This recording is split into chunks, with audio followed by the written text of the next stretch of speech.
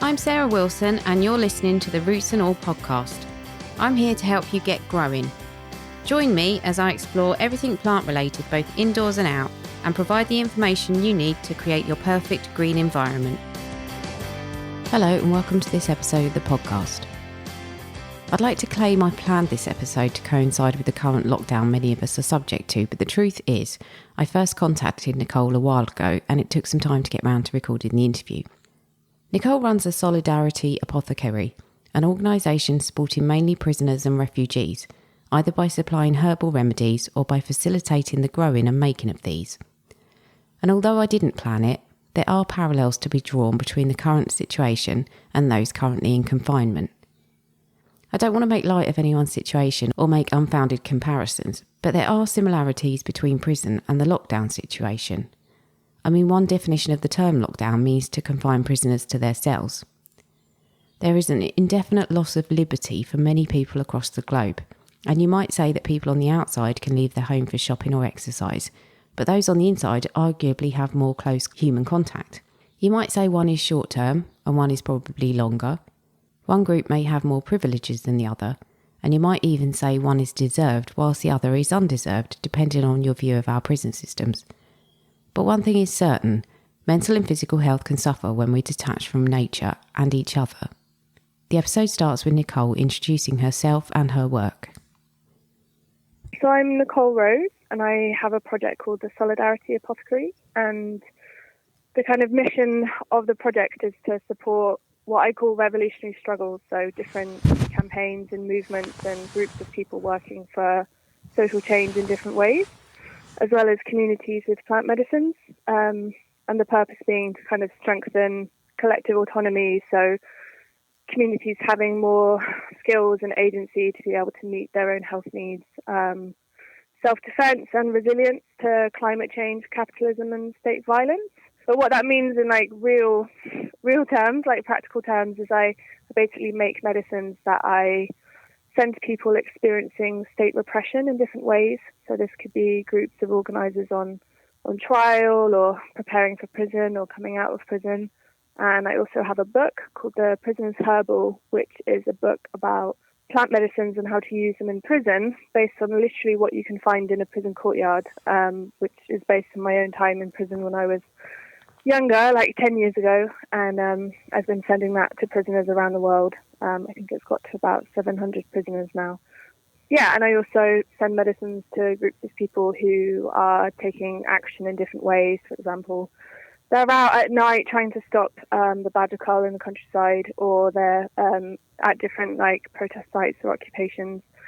And then the last kind of string to the bow is I go out to northern France once a month for a week with a group called Herbalists Without Borders, and we support the refugees and migrants living in the region with herbal medicines and first aid. So it's mostly like upper respiratory viral conditions. So we give them cough syrup and chest rub and, things that actually really help alleviate those kind of symptoms.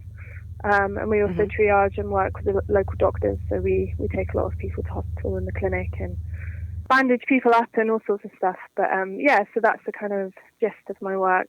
You mentioned obviously your time in prison. Is that what sparked you to start the project? Yes. So I actually first learnt about herbal medicine when I was in prison. I did a distance learning course, and I worked in the prison gardens, and it was kind of my first access to land. I'd kind of grown up on income support and not had access particularly to nice gardens or any aspect of horticulture before prison. And and in there's so much intense like medical neglect, and obviously you're incredibly isolated and separated from the people you love outside and from the land. So being able to know like who these little plants are that are like popping up in the courtyard was really empowering for me, and totally changed the course of my life. So what are the aims of the project for the people who might be in difficult situations? What do you hope that they can get out of this? So I often say that sometimes posting a box of like herbal medicines, so that might be a particular blend to support the nervous system, or if someone's going through a trial, it might be immune system support. Like, it's as much the medicine on their body as it is the feeling of being supported. And having been through years of state repression with the campaign that I was involved in, I know how important it is to have that kind of defendant solidarity. So the kind of aim is the project to support people's bodies, like withstand this kind of trauma, but also to help them feel like supported in different ways. So yeah, and I think it's been quite effective. Like lots of the defendants that I've supported over the last couple of years have like really appreciated what I've sent, or they haven't got sick, they haven't got worse because of the stress they're under. And I think it's also a way to, like we live in such a alienated culture where most people can't recognize even like 10 basic plants growing in their area, right? So it's like it's kind of serving multiple functions, to use a kind of permaculture phrase. So they're being supported by plant medicine, and they're also having that interest kind of perked up in plant medicine, and then they're getting more interested in plants in general. And then once you have a relationship with plants, you are like, your whole existence has changed, right? Like you don't feel alone as much because they're just everywhere. And yeah, it just feels like life's more of an adventure because there's so much to learn. And I don't know how you felt with horticulture, but that's definitely been my feeling with plants. It's very life-changing. Yeah, it is. And I think it's the kind of consistency of them as well. Mm-hmm. They're kind of there year after year, even though they don't always behave in the ways that we might expect. It's just that sort of feeling of, you've been through a long dark winter, and then, but something's going to pop up, and then it's just a cycle. It kind of, I suppose, keeps you grounded to a degree. Yeah, definitely. So you grow plants, obviously, and you send out medicines to people, and you also teach people through your book how to make the medicines themselves. Which usually comes first? Is there a pattern to that? I mean, they're all interlinked. Like, I wouldn't be able to do this project if I had to buy herbs from all around the world, for example. Like, for me, kind of grassroots herbalism is about using your local plants and trying to build that resilience locally. So I'm really fortunate to be able to access land. Thankfully, my mum remarried when I was older to someone that had a bit more financial resources than we ever did. And so I kind of live on this amazing smallholding, and it's just completely changed my life and enabled me to grow hundreds of plants. And so I have a rule in my life, which is like make medicine every day. So every day I have to do something, whether it's harvesting nettles and drying them, or making tinctures or syrups or something more complicated. But the kind of commitment is there's always some form of medicine out there, and it's like a daily practice for me to work with that. So I kind of build up my little stock of things, and then throughout the year I'm also posting and sending that out to different people. Obviously everything's changed with the virus a little bit in terms of demand. It's escalated so much, like the kind of demand for herbal medicine. And yeah, the kind of time is now really for herbal solidarity more than ever before. Yeah, definitely. So obviously you're probably sending out lots of a certain type of thing at the moment, but in general, what are some of the most popular remedies? So it's funny because a lot of people that are on trial or experiencing state repression, they're often of a certain sort of constitution, like quite like quite high energy, quite driven. So the kind of blends that I recommend for people tend to be a bit more cooling. I don't know if this makes any sense, but this is kind of herbal language. But so one of the blends I make is called Braveheart blend, and it's a mixture of rose, hawthorn, berry, and lemon balm. And all of these plants are quite cooling, so they're very good for people that are kind of like hot and stressed and have these kind of heat patterns. And I also make a lot of things that don't contain alcohol. So I work with glycerin a lot, and I also dry a lot of herbs. I make a kind of heavy heart tea blend, which has got rose again, skullcap, which is quite a strong kind of sedative, nervine, hawthorn flowers, and lemon balm. And again, that sort of tea just like really brings you down at the end of the day. So it's more for that kind of like excitability and nervousness than it is for someone who's depressed. If someone is kind of more like low, then you would want to give them plants that are a bit more kind of warming and uplifting, like things like St. John's wort.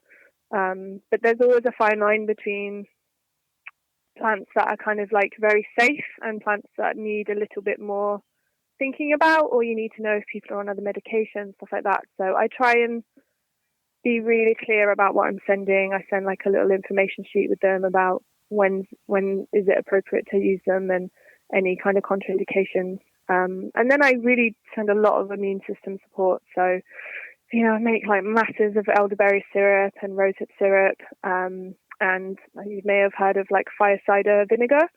It's kind of apple cider vinegar infused with chilies and garlic and onions. And it's like a really fantastic kind of support for the immune system, like helps really empty the sinuses out when you're congested. It's very old, like traditional remedy. It's very cheap as well, and people can make it with stuff in their kitchen. So yeah, those are the kind of things I focus on. Yeah, I didn't actually understand about the cooling and the kind of warming or heating properties of different things until I read your book. And I think it is worth mentioning your book, because if people go and buy a copy of that, am I right in thinking that another copy gets donated to someone who might need it? Yeah, so it's like a completely regenerative project in the sense that, every time someone buys a copy of The Prison's Herbal or Overcoming Burnout, which is my other book, all of that money gets spent on, sending free books to prisoners, which is really important to me because obviously most prisoners couldn't afford to buy a book. We do have some family members that will buy a book for their loved one inside, but generally I like to donate them wherever possible. Yeah, I think that's brilliant. So you sort of touched briefly on the idea of the benefits of prisoners connecting with nature, and I'm talking about prisoners specifically. How much opportunity would people have to engage with the natural world and healing plants whilst they are in prison? Good question. So it's so varied, and unfortunately it's probably very changing right at this moment with the pandemic. But lots of prisons do have gardens, do have garden schemes, have big horticulture projects with training polytunnels, and prisoners can get qualifications and stuff. So that's like one end of the spectrum. And then you get your sort of more local prisons, which are like intensely overcrowded. People are mostly locked in for like 23 hours a day. And they are lucky if a couple of times a week or once a week they get outside. So, and then obviously you have people in solitary confinement who don't have any access to the outside pretty much, or maybe they can go out in one courtyard, which is like purposely targeted with pesticides so that it, maintains that impressive environment. So, it's really a wide spectrum. But part of the book, a section of the book is about kind of how to connect with plants in other ways if you don't have access to land. So it might be reading about them, drawing them, kind of connecting with them spiritually, and also using things that you can get in the prison. So, even just like salt and pepper. There was one older woman who I was in prison with, and she was Scottish, and she used to have pepper tea every time she had a cold. She put like pepper in her hot water, and like that really did the trick for her. And I think there are a lot of things that certain prisoners are able to access. We just produced a guide when I got approached by some people in the US who have produced a kind of self-care guide for people during COVID-19, and it's got like everything that you can order in the Californian prison system. So they can, for example, order garlic. So we wrote a lot about garlic, and we had different excerpts from the book of stuff they could order. So it's like for them, they're in constant lockdown and they can't get outside, but they could access these kind of herbs and spices through their prison shops. So it's a real big variety.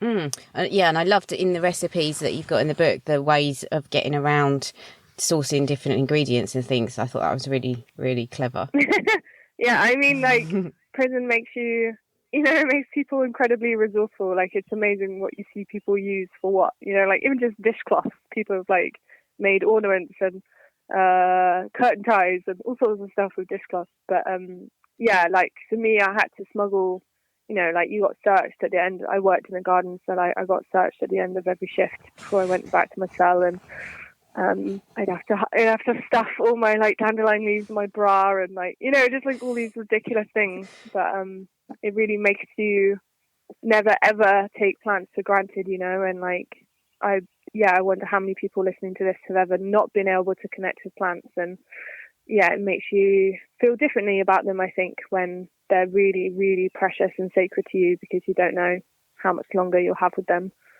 I thought it was interesting what you said then about spraying the yards with pesticide. I mean, is it a deliberate idea to kind of disconnect people from the world around them? Like, yes and no. I think every prison is different, and I mean, a lot of prisons will use pesticides because that's just like a common thing in horticulture, which we're trying to obviously like consistently challenge and change. But one type of prison, for example, is the closed supervision centre, which is it's kind of like a prison within the prison. It's like the most extreme form of imprisonment. And I've got a friend there, Kevin Thackeray, who's it's a really long, I won't go into that story, but you can read his website online, which is Justice for Kev, and he's in one of these close supervision centres, and I visit him in there, and it's like they purposely weed like every single living thing to kind of maintain this like oppressive environment.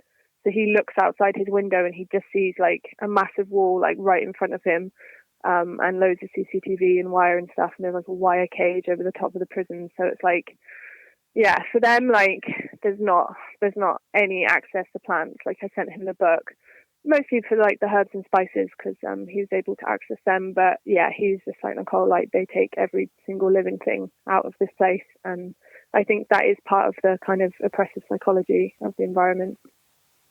Yeah, that's utterly terrifying. Out of interest, do you kind of find that you communicate more or you work more with women than men? Like men are like significantly more imprisoned, right, in this country. So I think I do have more contact with men reading the book. Actually, I just got my first letter from someone saying that they want to do a distance learning course in herbalism after reading the book, which kind of made me cry. That's brilliant. But yeah, but no, it is quite mixed. Like women, trans prisoners, men, like they all kind of write requesting the books. Yeah. I thought that was really interesting. I don't think we've got time to go into it now because it is a massive subject, but I thought it was really interesting that you were giving talks about sexuality and gardening. I can't remember what you called your talk. The agroecology course. Yeah, that's it. I think the blurb about the course was that actually some people feel excluded from horticulture, which is, again, you know, for someone like me and probably, you know, a lot of people listening, that they just wouldn't have considered that. So that's really interesting. Mm-hmm. Do you want to talk a little bit about that? Sure. I mean, like, we didn't actually run that course in the end because I had quite a serious bereavement. But yeah, like I think, I mean, there's obviously different layers, right, of who's excluded from what, and people with kind of diverse sexual identities like the LGBTQ community. Yeah, it does feel like quite a kind of heterosexual middle class world sometimes, right, horticulture. So I think creating opportunities for people where that's kind of not the main worldview is really empowering. And, you know, the same kind of racially, there's like a really amazing crew called Land in Our Name. And they're a group of Black and people of colour who are kind of organising for access to land and kind of Black-owned farms and stuff in the UK. So I'd recommend people checking out their work. But yeah, also part of the agroecology thing is looking at how we've kind of like gendered plants in this kind of heteronormative way of this is the male part, this is the female part, whereas actually sexual reproduction in plants is so much more complicated, and that's really empowering for people because, you know, like for me, it's, you know, I'm bisexual, but like it's really empowering when you hear that, oh, deer are bisexual, or dolphins have like lesbian relationships, or, you know, it's like really like mind blowing when you know that also in the kind of natural world, plants and animals are, yeah, they're totally queer. They're totally not in this kind of binary model that we're kind of sold in our education. So that was the aim of the course. What can people do to make gardening more inclusive, do you think? Oh, that's a big question. It is, I know. I think to make anything more inclusive, you need to listen to the people that are currently excluded.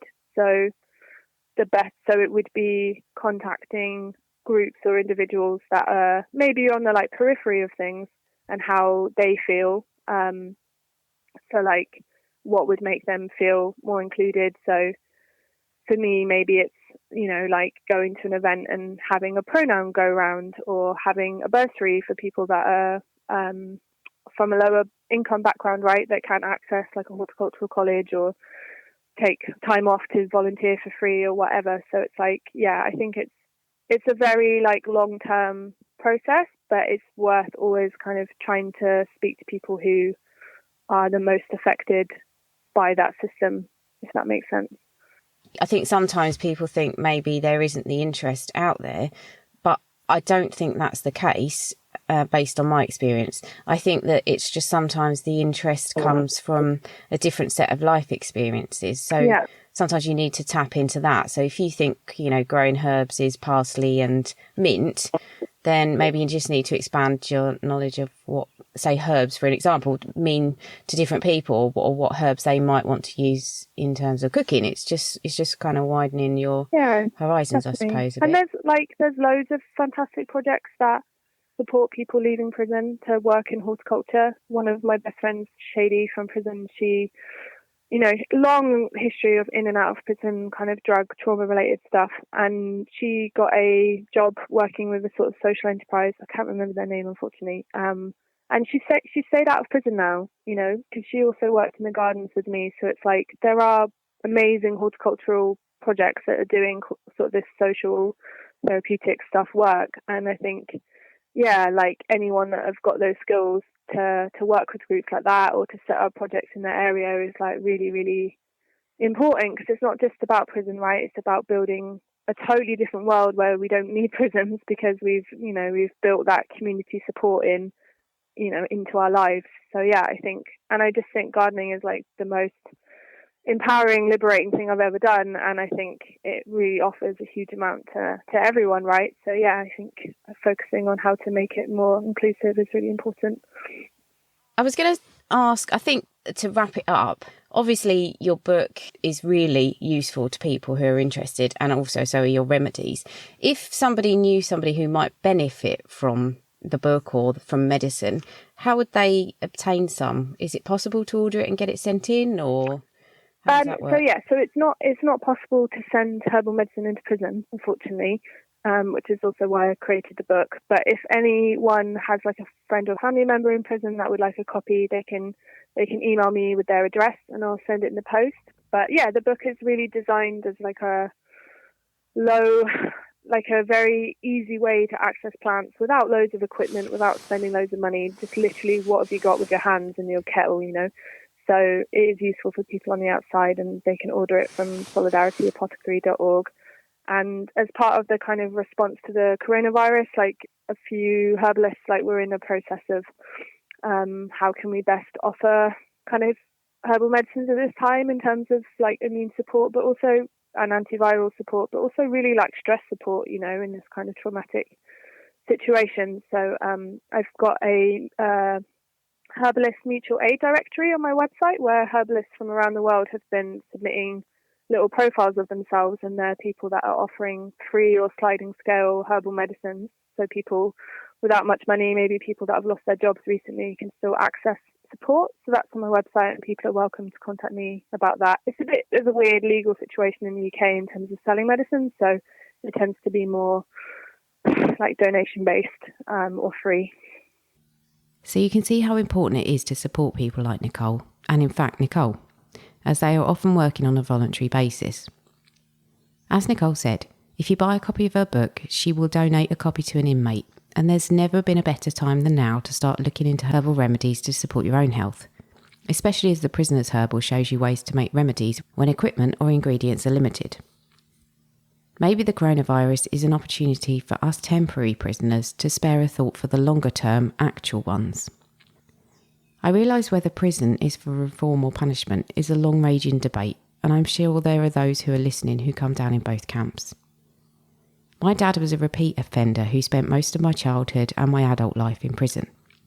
Do I think he would have changed if someone had shown him more kindness, allowed him access to the natural world, taught him to better look after his own physical and mental health? Honestly, I don't know, and I wouldn't bet my life savings on it. But one thing I do know is that the prison system definitely did not reform him in any way. It did not encourage lawful behaviour, and it didn't equip him with the skills to live a normal and productive life post-incarceration. So if nothing else, I hope we can all spare a thought for the health and well-being of those in confinement, for whatever reason and wherever they are. As you now know yourself, it's tough to deal with, and so many of us gardeners are thanking our lucky stars for our gardens and access to nature right now. And if you'd like to do more to support those who have lost their liberty, reach out to Nicole. Her details are in the show notes, and I know she'll tell you how you can help. I'd like to thank Jennifer Lowell for suggesting Nicole as a guest, and thank you to Nicole for taking part in the interview. Thanks to you two for listening, and I'll catch you next Tuesday. You can download or listen to the podcast direct from the website www.rootsandall.co.uk, where you'll also find my blog and a sign-up form for the newsletter, which gives you a weekly roundup of content, plus the inside scoop on things like upcoming guests. Or you can subscribe wherever you normally get your podcasts. Email me with comments and feedback at podcast@rootsandall.co.uk. Follow me on Twitter, Roots and All, Facebook, Roots and All UK, and Instagram, Roots and All Pod.